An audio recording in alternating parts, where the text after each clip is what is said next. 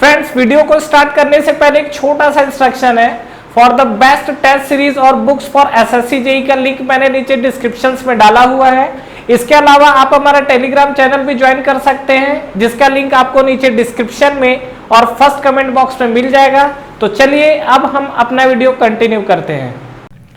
तो आइए फ्रेंड्स, इस वीडियो के अंदर जो आज मैं आप लोगों से बात करने वाला हूं, जैसा कि हमने लास्ट वीडियो में देखा हुआ था, जो हमारा सिंपली सपोर्टेड बीम था। सिंपली सपोर्टेड बीम के अंदर हमने क्या देखा था कि जैसे मान लीजिए हमारे पास सिंपली सपोर्टेड बीम है और ये आपका रिएक्शन लग रहा था। तो जब ये रिएक्शन था तो आपका जो लोडिंग था ये आपकी लोडिंग थी, मतलब कहीं ना कहीं कंसंट्रेटेड पॉइंट लोड को लेकर हम लोग बात कर रहे थे। और वहां पर कहीं ना कहीं जब हम लोग क्या है, नो डाउट हमको डिफ्लेक्शन निकालना है। डिफ्लेक्शन के लिए हमें कहीं ना कहीं मोमेंट एरिया मेथड अगर हम लोग यूज कर रहे हैं तो बेंडिंग मोमेंट डायग्राम पता होना चाहिए। और अभी तक आपने देखा भी होगा तो कहीं भी जो आपका बेंडिंग मोमेंट डायग्राम था ये ट्रायंगल शेप में ऐसा कुछ दिख रहा था, ठीक है। लेकिन अब सिनेरियो क्या है कि अगर मान लीजिए कि बीम में अगर आपका यूडीएल कंडीशन आता है, यूडीएल कंडीशन आप समझ गए होंगे, ये सब आपने सिंपली सपोर्टेड बीम में पढ़ रखा है। ये अगर आपका मान लीजिए बीम है और इस तरीके से इस पे यूडीएल लग रहा है तो नो डाउट इसका अगर हम लोग बनाते हैं बेंडिंग मोमेंट डायग्राम, तो बेंडिंग मोमेंट डायग्राम आपका कैसा बनेगा, कहीं ना कहीं अगर आप देख रहे होंगे तो इस तरीके से बनता है। और कहीं ना कहीं जो यूडीएल है, यूडीएल का जो बेंडिंग मोमेंट डायग्राम है ये आपका कैसा होता है, नो डाउट पैराबोलिक होता है। ये हमको इतना चीज पता है। तो हमको यहाँ पे क्या करना है, डेफिनेटली ये कर्व है तो इस कर्व के लिए अगर मैं मान लीजिए कि सपोज मैं दो चीज निकाल रहा हूं, स्लोप और डिफ्लेक्शन। स्लोप अगर मान लीजिए थीटा निकालता हूं तो इसका हमारे पास क्या फार्मूला होता है, A/EI, यही होता है। अगर मैं मान लीजिए यहाँ पर सपोज डिफ्लेक्शन निकालता हूं तो डेल इक्वल टू हमारे पास क्या होगा, AX bar divide by EI, यही तो होता है हमारे पास। अब अगर आप ये सिनारियो में समझेंगे तो आपको ये चीजें थोड़ी क्लियर हो जाएगी यहाँ पर कि जो हमारा थीटा है, थीटा इक्वल टू A/EI, मतलब ये कहीं ना कहीं क्या है, जो आपको एरिया शो कर रहा है, ये एरिया क्या शो कर रहा है, ये थीटा को शो कर रहा है। और मैं अगर x बार की बात करता हूं तो x बार कहीं ना कहीं डिस्टेंस लेना पड़ेगा। तो मुझे क्या करना पड़ेगा कि एटलीस्ट इसका मुझे एरिया तो पता हो।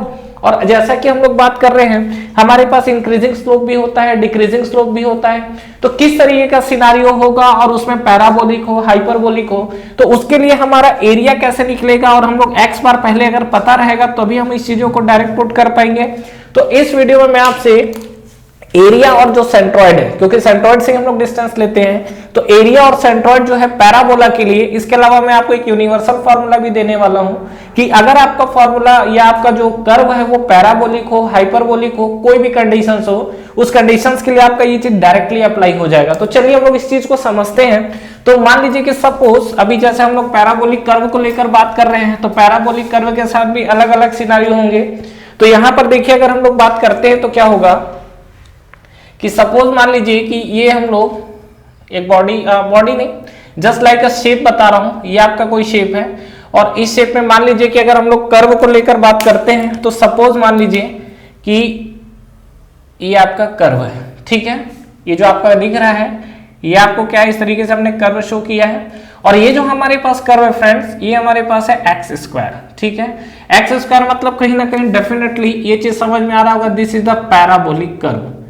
ये मेरे पास जो कर्व आया हुआ है this is the parabolic curve. अब इसमें देखिए क्या होगा, सबसे पहली बात इसमें हम लोग टर्म्स दे देते हैं, एरिया 1 और एरिया 2 ले लेते हैं। तो मान लीजिए कि फर्स्ट पार्ट इसको ले लेते हैं और जो सेकंड पार्ट है, सेकंड पार्ट हमारे पास ये है।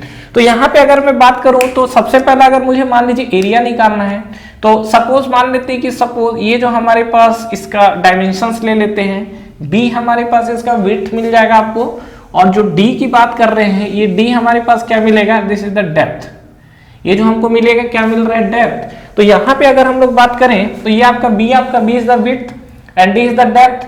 तो यहाँ पे अगर मैं बात करूं A1 लेकर, एरिया ऑफ 1 A1, तो A1 इक्वल टू अगर मैं निकालना चाहता हूं पर्टिकुलर इस चीज का एरिया तो हमको क्या मिलेगा, this is equal to 1/3 of B into D।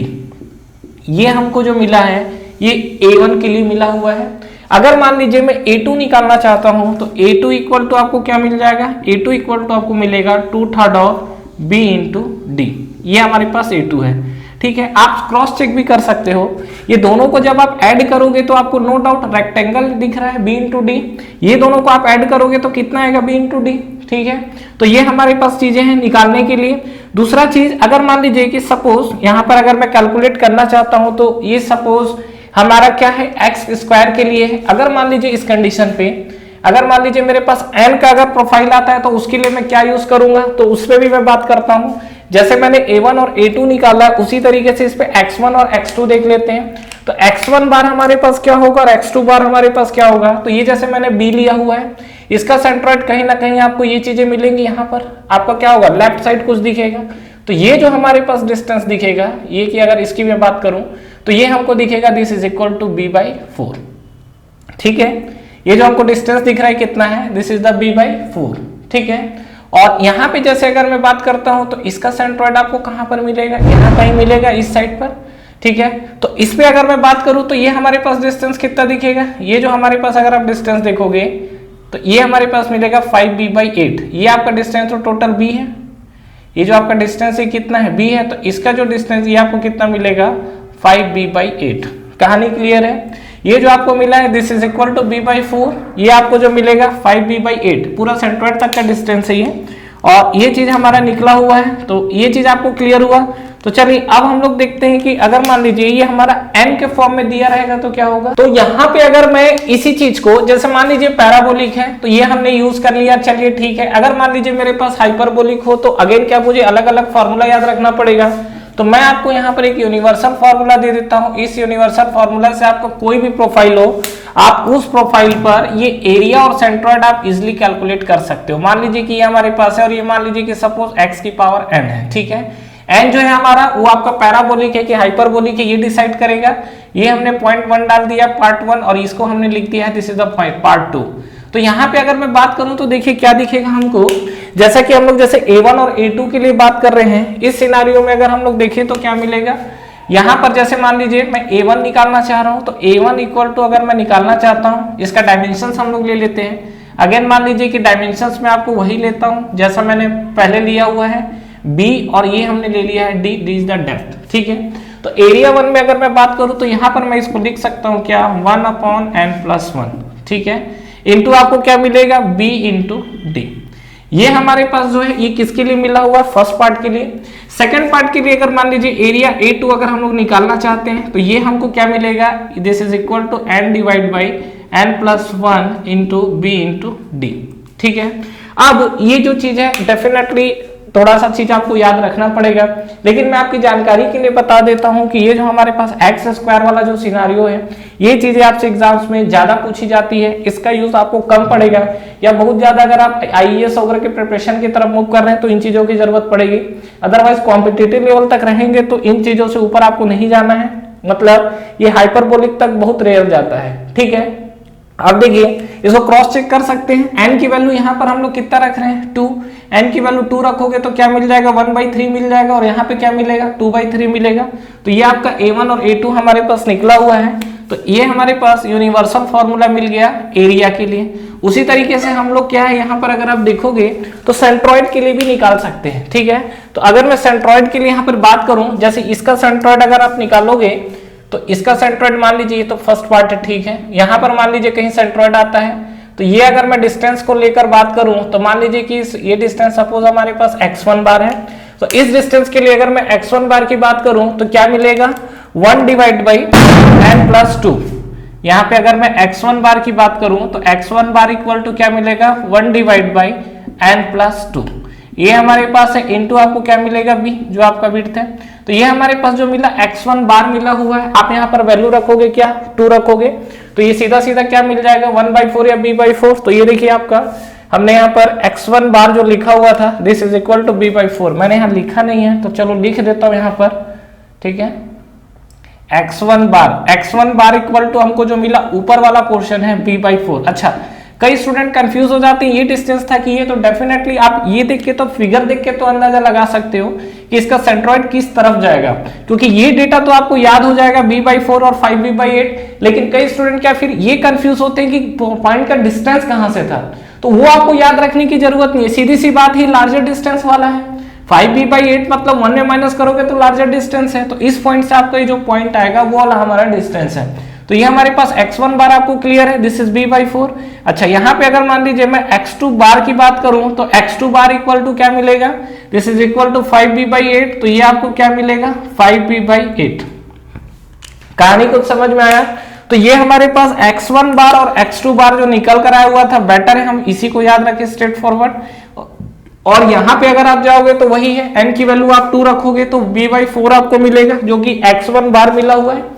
ठीक है, x2 बार पे अगर आप जाओगे तो आपको क्या मिलेगा यहाँ पर, जैसे मैं x2 बार को लेकर बात कर रहा हूं, ठीक है, तो ये हमारे पास x2 बार अगर आप देखेंगे तो x2 बार के लिए वैल्यू क्या मिलेगी, ये आपको मिलती है n+3 divide by twice of n+2, ये आपको मिलेगा, इनटू आपको क्या मिलेगा b। ये हमको जो मिला है this is equal to x2 बार। तो x1 बार और x2 बार इसमें भी आप चेक कर सकते हो, n की वैल्यू आप यहाँ क्या रखोगे 2 रखोगे, 2 रखोगे तो कितना हो जाएगा 5 हो जाएगा, और यहाँ पर आपको कितना हो जाएगा 2 + 2 4 2 8 5/8। तो ये देखिए आपको 5/8 इंटू बी।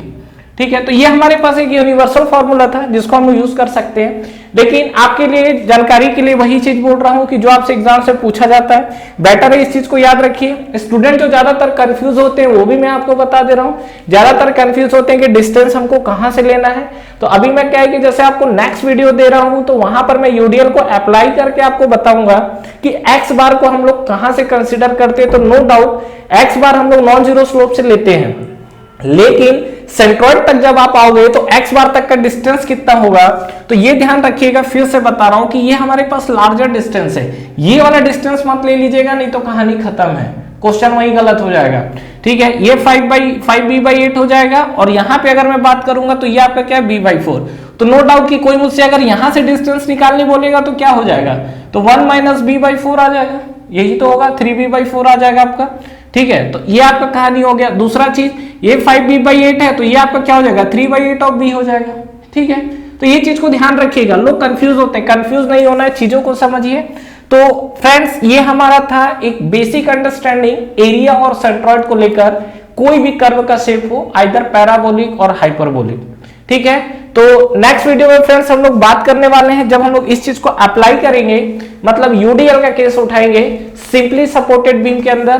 तो देखते हैं सिंपली सपोर्टेड बीम के अंदर अगर हम लोग यूडीएल कंडीशन लगाते हैं तो उस कंडीशन में उसका डिफ्लेक्शन मोमेंट एरिया मेथड से कैसा होगा। Thank you so much for watching this video. Friends इस वीडियो को लाइक करिए, ज्यादा से ज्यादा फ्रेंड्स के साथ शेयर करिए, और अगर आप इस चैनल पे नए हैं तो चैनल को सब्सक्राइब करना ना भूलें, बेल नोटिफिकेशन जरूर प्रेस करिएगा, जिससे जो भी लेटेस्ट अपडेट है वो आप तक पहले पहुंचे। इसके अलावा आप हमारा टेलीग्राम चैनल भी ज्वाइन कर सकते हैं, जिसका लिंक नीचे आपको डिस्क्रिप्शन में और फर्स्ट कमेंट बॉक्स में मिल जाएगा। Friends for the best test series और बुक्स फॉर एसएससी जेईई का लिंक भी नीचे आपको डिस्क्रिप्शन में मिल जाएगा। तो ठीक है फ्रेंड्स, तैयारी करते रहिए, wish you all the best.